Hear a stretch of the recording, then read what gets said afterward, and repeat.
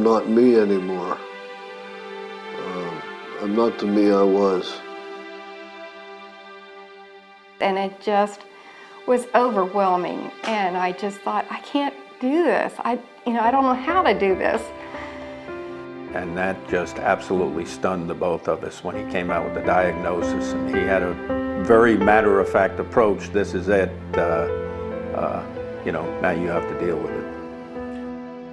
It's very frustrating. There have been many days I have just gone to the next room and just said, Lord have mercy. There are many days that just tears would flow, but I didn't let her see me do it. We have a lot of people, unfortunately over 21,000 people in our area that are affected by Alzheimer's disease, that have the disease. Plus, for each of them, we usually figure that there's 2 to 3 or more family members who are affected by it on a day-to-day basis because they're caregivers. When we first were officially diagnosed, and they told us the first few months were extremely hard. Initially, after the diagnosis, we both sat down and kind of made a pact we wouldn't tell anybody, that we'd deal with it on our own. And that's what we did probably for a couple of years. When I look back now, there probably were some signs that we didn't recognize as being those signs. Yeah, Sarah was in her late 40s, and she worked in Virginia Beach as a medical assistant for a surgeon. In her spare time, she, I guess you'd call her a master bridge player, and we both loved boating, camping, and traveling. I have a couple other videos that have been done over the years. They did a special over in Norfolk a few years ago, and they came videotaped in our condo at the time. And I look at that one, and you can just see the progression in them over the years. I want to be what I was. I get frustrated a lot.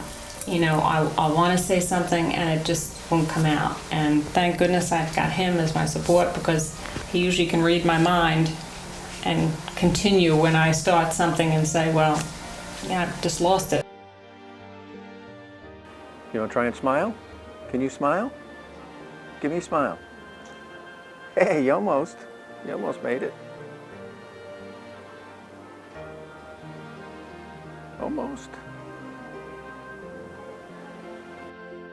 Before the dementia set in, she was a very vibrant, a very active person, on the go. She was the secretary of the PTA when I was in elementary school. It was a brand new elementary school, and she was the first cook at that school. So she was the one that we depended on. We went to, for advice or whatever. And not only as a teenager, even as an adult, she was always the matriarch of the family, Okay, come on. Wait. Don't sit down. Don't sit down, Mommy. Come on, go. Oh. Hi, sweetie. Come on, let's go home. Come on, stand up. No.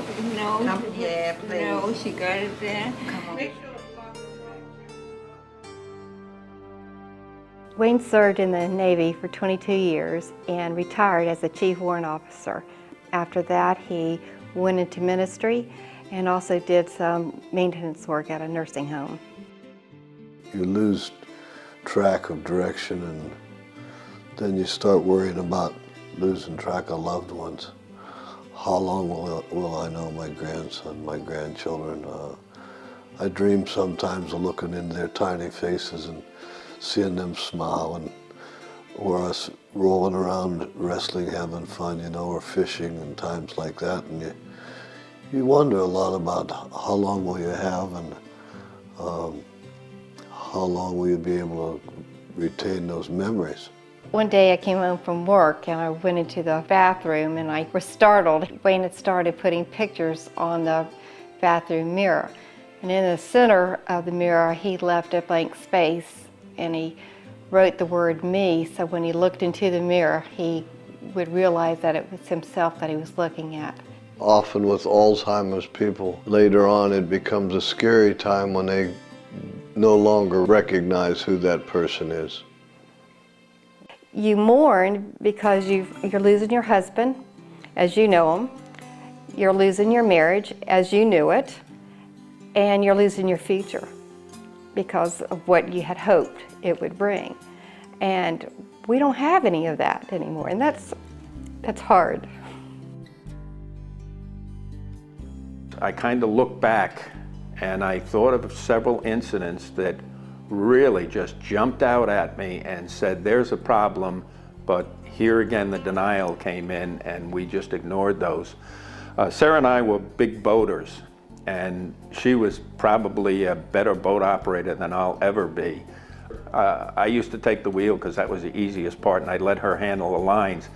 And I can remember one time pulling into the dock for gas when it was a little bit rough, and she used to handle the stern of the boat for me. And she was standing in the back with a boat hook. And the normal process is if you get close to a piling, you stick the boat hook out and push off on the piling. And I saw we were getting close to a post. I told her not to worry, we weren't going to hit it. And the next thing I know, I heard a crack. And I looked back, and she had fended off with her hand, with the boat hook standing in the other hand, and just broke her wrist, and it went right down. And for an experienced boater, you just don't do that. If you're gonna break something, you break the boat hook, and for $10 you can replace it, but she stuck her hand out. It was a moment where she forgot, and that was something she was trained in and was a routine for her. She forgot for that instant. Didn't think anything of it at the time, we just laughed it off. We planned on cruising up and down the inland waterway when I retired until this came along.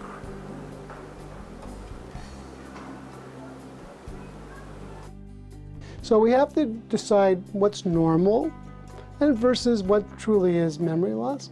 We've all forgotten where we put our keys down. We all forgot where we were driving. We look up and go, where are we? We've all done that. That's very normal. When it's an isolated problem that occurs just once in a while, really, it's not a problem. For example, if you forget the names of your children, and I have several, or you call them the wrong names, that's normal. If you forget you have children, that's already not normal.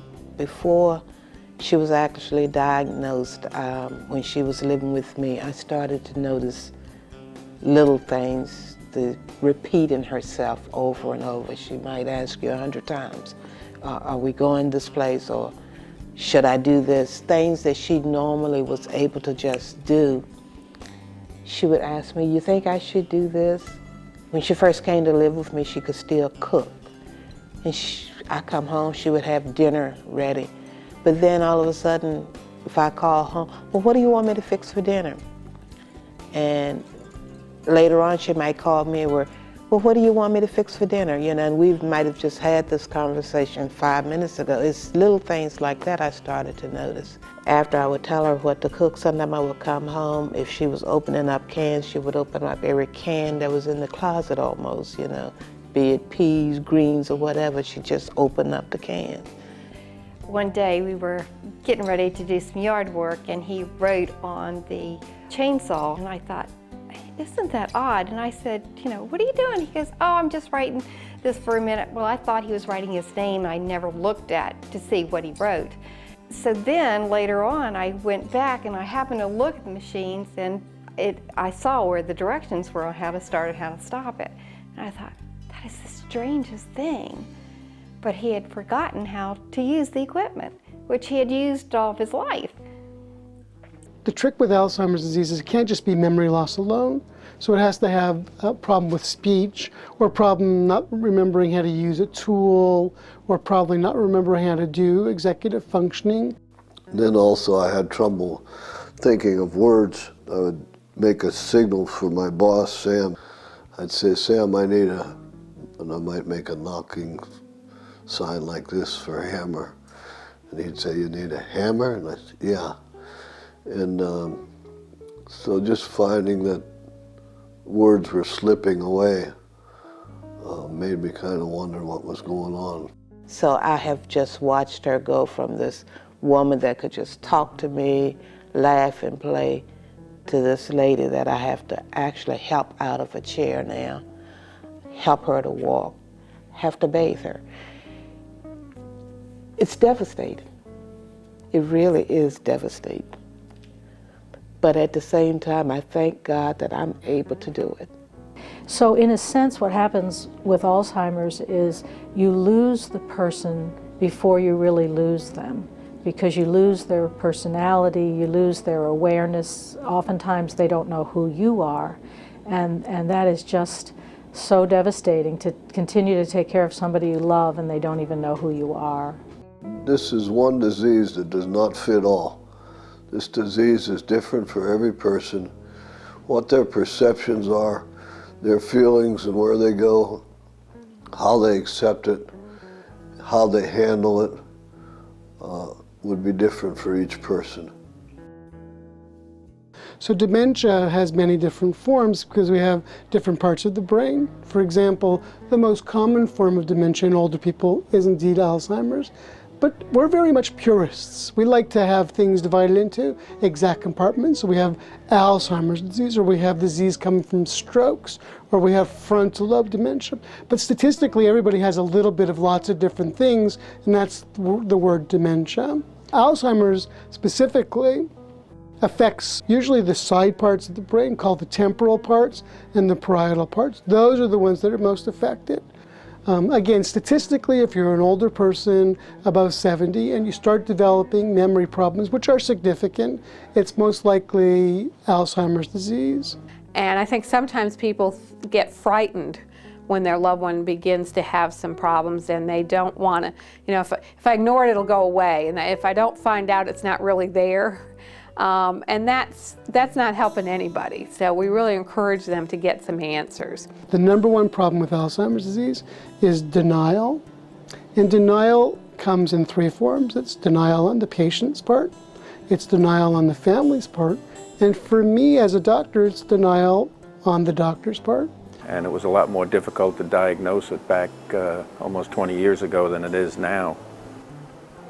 And it was hard for the doctors themselves to believe it, because they kept coming back after we had her tested each time and saying that she had too good a personality, she was too young and too good a sense of humor. So the test showed it, but it couldn't be. That was kind of their opinion.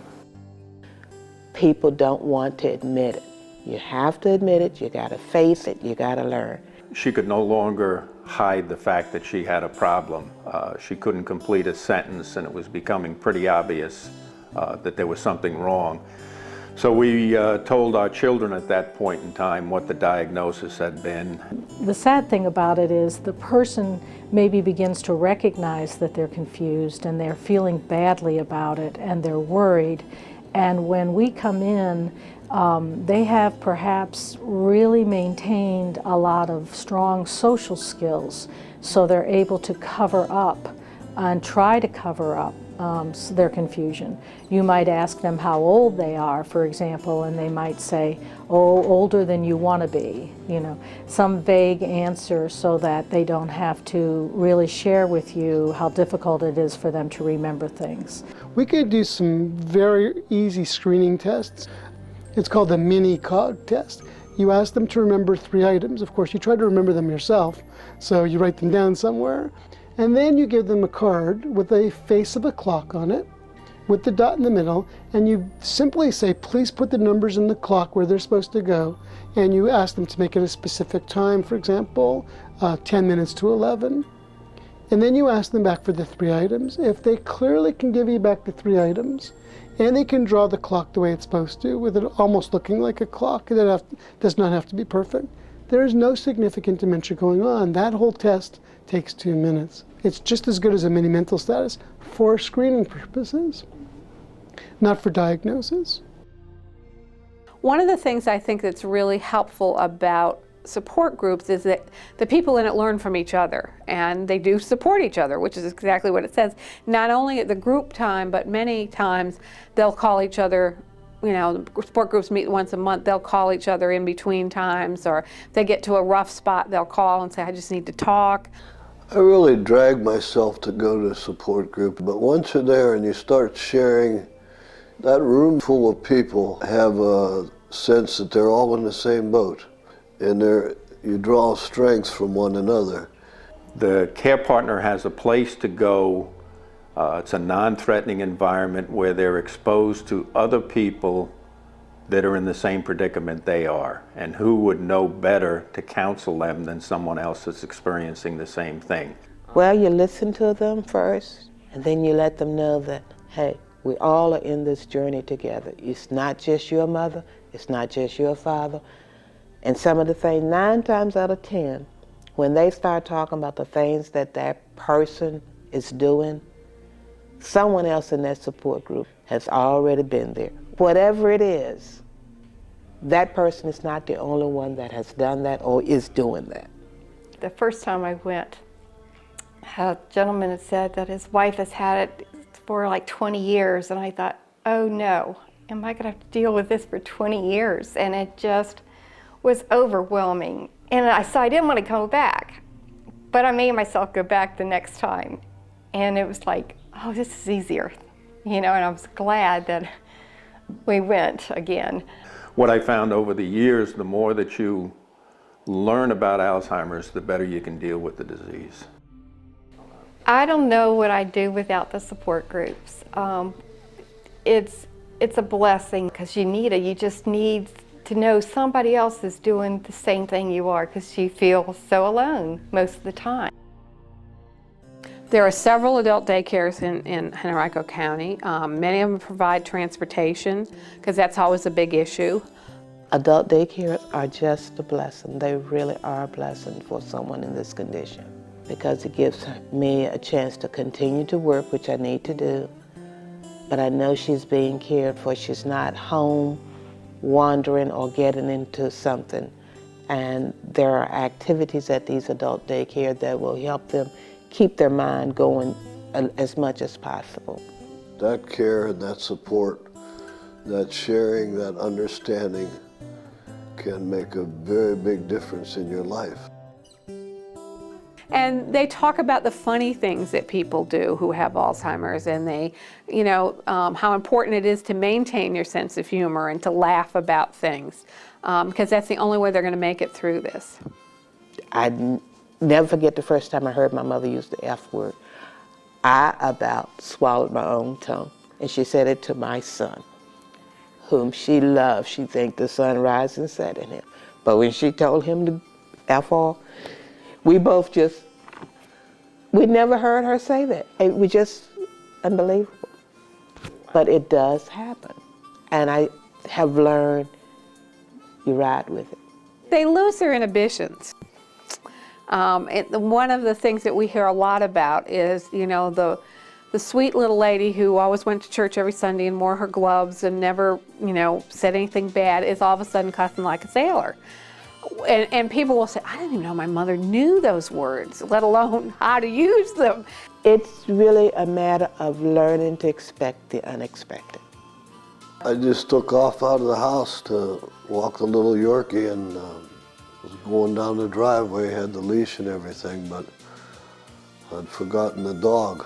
It was so funny because he put his hat on, put his coat on, got the leash, and walked out the door, and I looked at the dog and I said, are you enjoying your walk? And you know, he was gone a few minutes and comes on back in, and he goes, head was kind of hung. He said, I forgot the dog. Right. And I'm just laughing because it was so funny. So you do have some humor in this terrible disease. Then later we kind of laughed about it, you know, we called it walking the leash. Ooh, ooh. Yeah.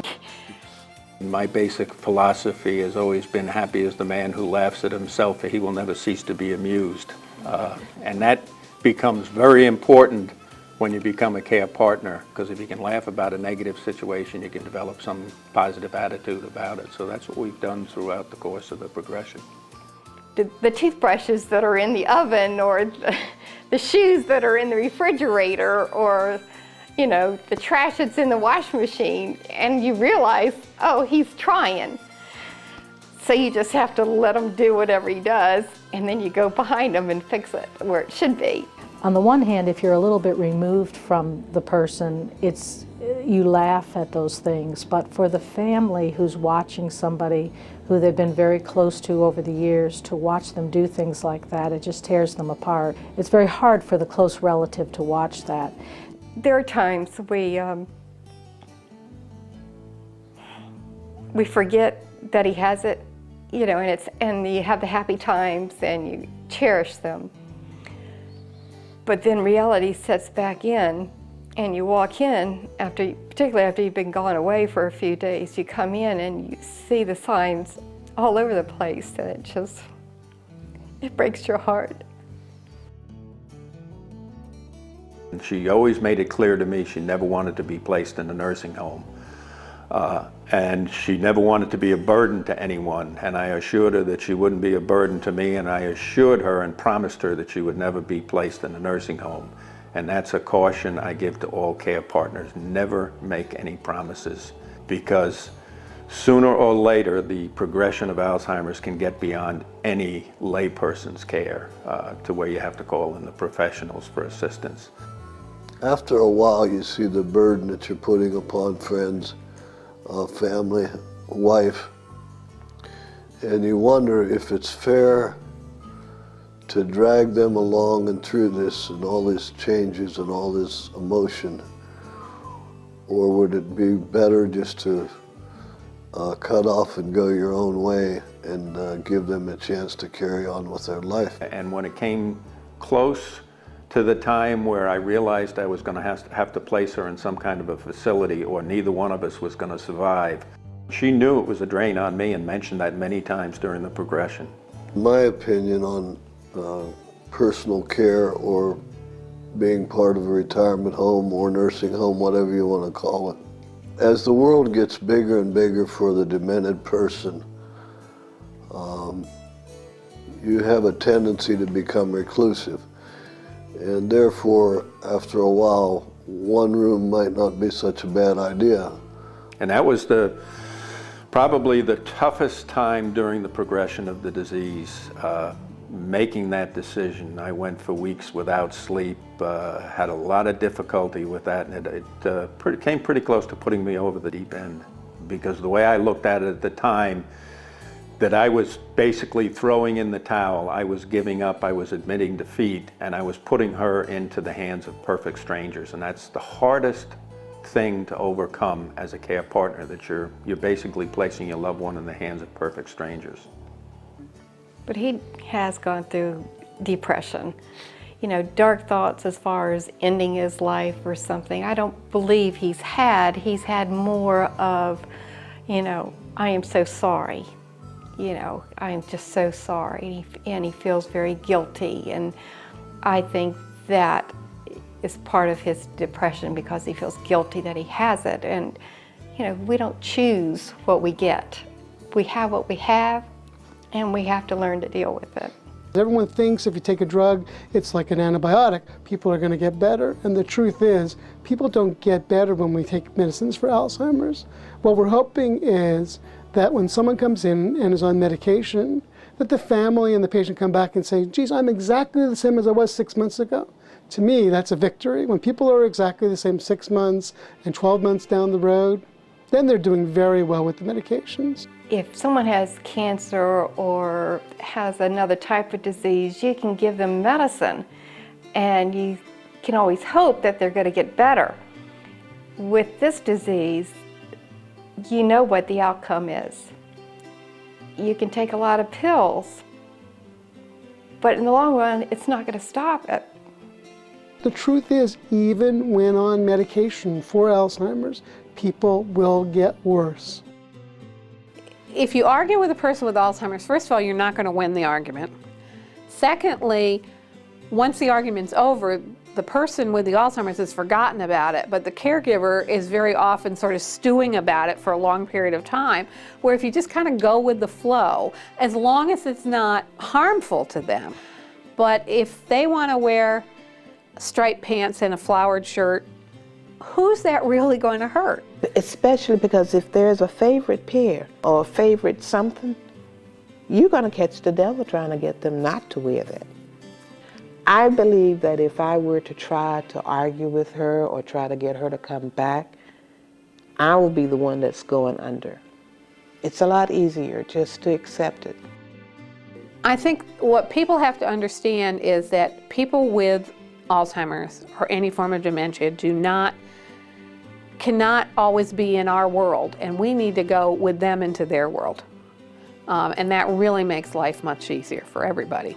One comment she made one evening when we were sitting down to dinner, I know that she noticed that she was really distracted and kind of off in the distance again. And I said, "Boy, you're really thinking about something. And what's going on?"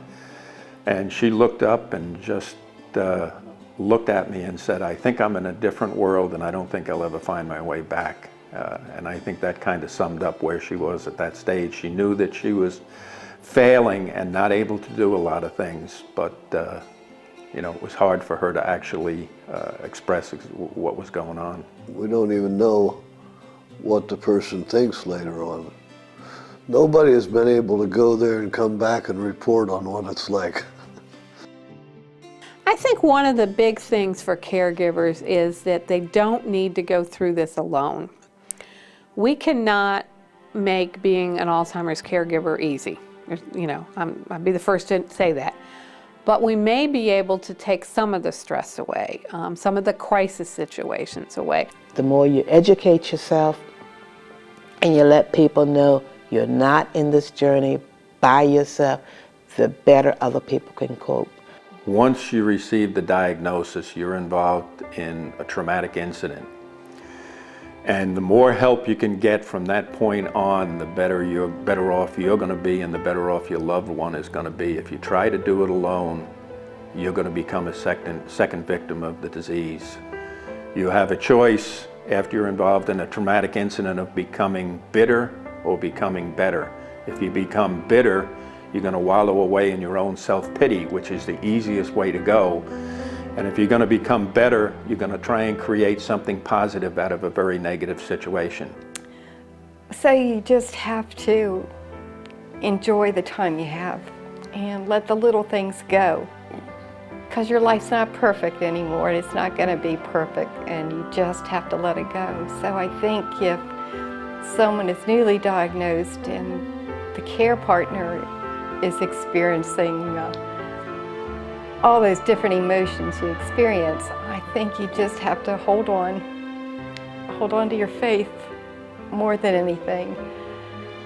And if someone wants to hug you, let them hug you. You know, if they want to cry with you, let them cry with you. You can look, and you don't have to look too far and always find somebody that's worse off than you. So you just do the best you can one day at a time.